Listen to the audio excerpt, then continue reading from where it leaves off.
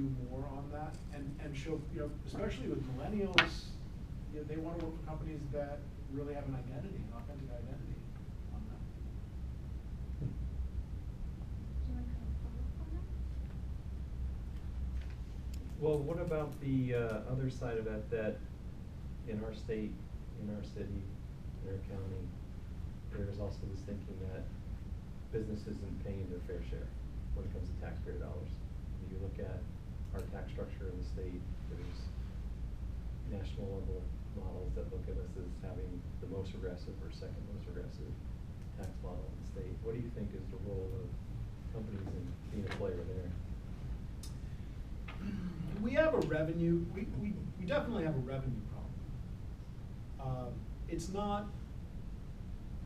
is not an insurmountable problem with some fairly modest adjustments to private sector, either companies or individuals. Our other problems around policies, sustained strategies, aligned efforts, I feel are bigger, but there's no question that some percentage of it is a revenue issue. I think that we've got 14, who's going to go to voters for $14 billion for Sound Transit 3, which we are very supportive of because we believe the transportation mess is hitting equity issues head on. But if we can do that, we could get after the additional $4 billion that the education system probably needs.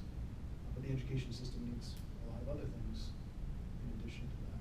So, yeah, I think it is uneven, but not radically uneven. You know what I mean?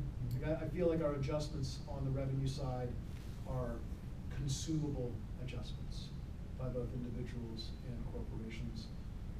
It is a tough thing. We shouldn't be blasé about it, because when you are, for example, a governor or a mayor or a county executive, you want to have a globally competitive region, so you want to attract companies, and tax breaks and the tax environment is one of the ways that happens. So it's what we mostly have to do is show them the ROI.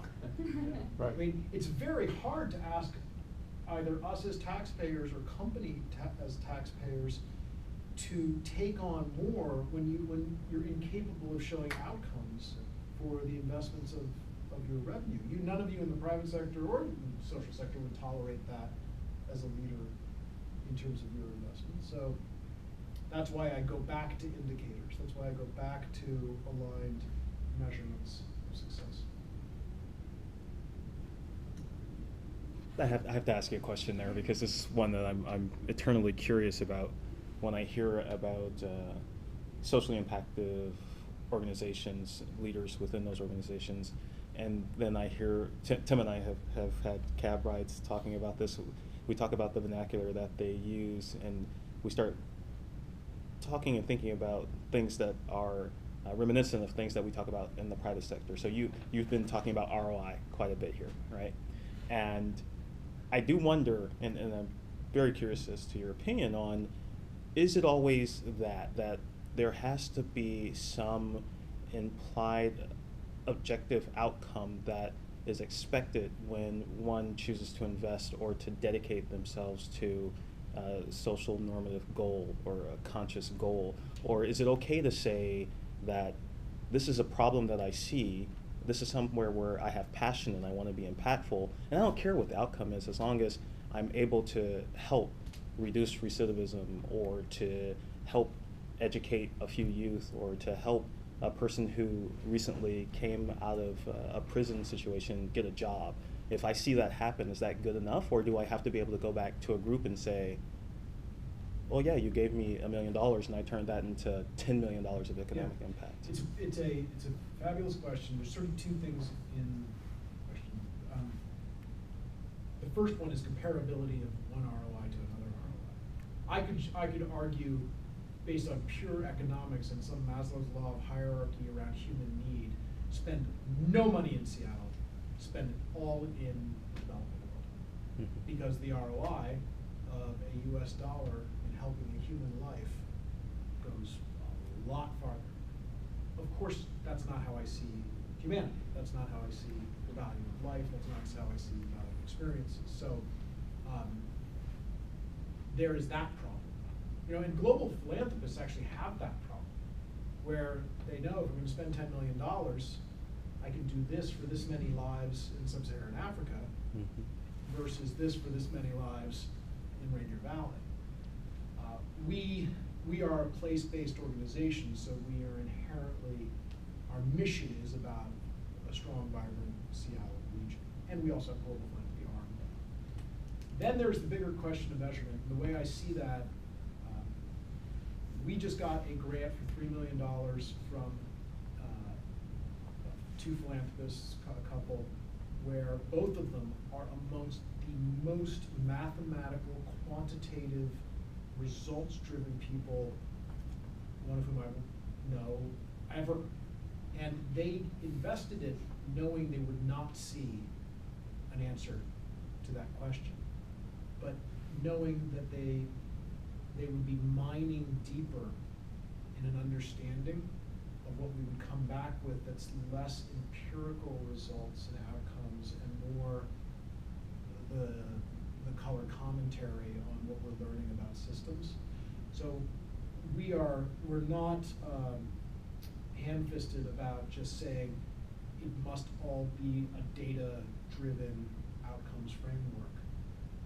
But we're conscious that when it's not, it's for a purpose to try to get closer to that truth. A lot of, I mean, it's if I brought my VP of programs in here, he would go on about it, because some of the investments we make, we cannot put a quote-unquote ROI on. We can say what we learned. Yeah. We can say some things about the people we've helped. So you have to be okay with that. Thank you for that. So last question, Mary, kind of talked about balance of work and life, but how, on a personal note, how do you decide where to invest your own time and money? Such a bad question. But yeah, meaning it's a great question. Well, I invest, you know, I invest my money not just, I'm bringing in less on an annualized basis than I was once upon a time, but my investments continue to be really on early childhood stuff, which I got very invested in. You heard me lecture the quantitative argument on that, but I feel like one of the things we've lost as a society is the appreciation that all kids are all our kids. Mm-hmm. And it's tragic, you know, and for me, that's a passion that I'll always have. It aligns with my role as a father and how I see the importance and the value of the experience of being a father in my life. And then I think I would give myself a D right now on self-care. And part of that is because I have not justified to myself effectively that I need to spend this amount of time on my fitness, that I need to sleep X hours, that I need to have this amount of white space time. And I know those things are true, but as I reformatted my life, I've not instituted those things in a disciplined enough way. So, thanks for exposing. It's going on the internet. Sorry. Do you have a timeline for when you hope to get on a Oh my better- God! You're on record, so. Yeah. Goal setting is. Don't. Turn the GoPro off now, please. Yeah. No, the attorney said he's on the record. Yeah. Incremental Yes. pushing the line. I think my latest accomplishment is I think I'm sleeping more and sleeping better. It's weird to reach my stage of life, folks, I'm an old man, but I'm always, you know, it's because when you're in your 40s, your mid-40s, you think you're capable of more than you are, and you start to forget you actually really need sleep. Like you really, really, really need sleep. And what you digest is real, like direct correlation to how your moods and how you feel and your energy level. So I'm working on it. Stay on me though. Can you come by like every week? I see a mentorship opportunity. Yeah. Don't ask me for quarterly meetings. I want to thank you guys for the opportunity to talk. I hope that if this was, let me check in with you. You know, did you get anything out of this? And please no ask us. I'm just like wondering, did we talk about the things that were valuable? Yeah. Yeah. It's great. Yeah, so it's incredibly rich. Yeah, incredible. That's great. I have a question, Yeah. personal question. Do you have you mentioned a lot of books. Do you have like a personal book list or a book club or some resource that's? So, Michelle, who you know, my chief of staff, some of you may have met coming in. Michelle's like a terrifyingly smart, courageous, composed, incredible person. She's like 29. And I think we're all gonna work for her someday. She has decided that I should have my reading list, and she's working on that book. I'll send it out to you. It is, it's basically a mashup of books on sort of policy, American history, Buddhism, and like crime, like mystery crime, true crime, but also mystery. Henning Menkel. So right now I'm reading a book by Henning Menkel called The Pyramid. It's one of these, you know, like the girl who get that genre of Swedish dark crime. But you know, with that is also a book by Pema Chodron, who's probably the most renowned Buddhist nun in North America, Western Buddhist nun in North America. And then a book called The Metropolitan Revolution, which I'm supposed to have read 2 years ago. You got plenty on your list. Another question I had was, do you have any tips on how you poke and prod these other mentors or people that you wanted to sort of align yourself with in an authentic way, not scheduled lunches, once a week coffees type of thing? How do you find that thing with them that you can connect on? Is it just personal exploration and trying to find it, or? Make it easy for them. Yeah. You know, make it easy for them. Sending somebody an email about all you're doing and asking them a bunch of questions, it's just work. Right. Yeah. Even when I really like someone, I mean, I have a lot of people I quote unquote mentor. They find me. They're like, pick a night this week. You pick the time. We're spending half an hour at Purple right by you. I'm buying you a beer, and that's easy. And just be natural, be yourself. But if you don't have to click with the person, just don't bother. They're gonna engage you if they feel chemistry with you. They enjoy the experience of being with you. I'm sure you're a very enjoyable person. That's what's important. How do you guys like leadership tomorrow? Good. Incredible. Yeah. And we're just kind of getting rolling, but yeah, it's been good. Actually, that was a question we asked the other person we interviewed, is do you have anything for Who's us? the other person you interviewed? Sue Anderson from Century. Century. She's a VP. Oh, yeah, cool. We asked her, do you have any tips for us in our year? It's a big crash course on regional issues, 9-month program. Any tips for us kind of going into the year? You know, just show each other as a class all of those things. You're in a safe place to break through.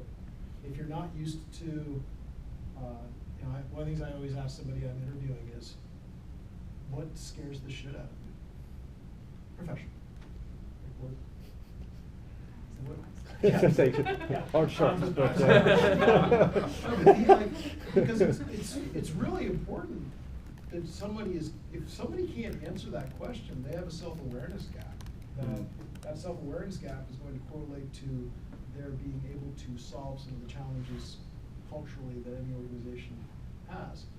You guys can do that with each other. You can expose yourself to each other in very vulnerable ways, and you're safe.